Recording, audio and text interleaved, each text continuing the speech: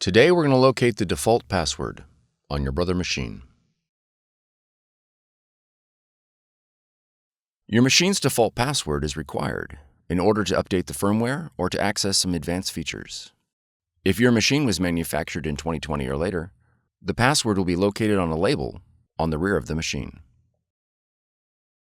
Your password will be the characters to the right of PWD. Your password will be exactly 8 characters. It will be case-sensitive and may include letters, numbers, and symbols. For older machines without a password label, use the word initpass or the word access as the default password. When prompted, enter the default password in the password field. If the password is not accepted, contact your system administrator and ensure the password has not been changed. For more tutorials, FAQs, and videos, visit us at www.brother-usa.com.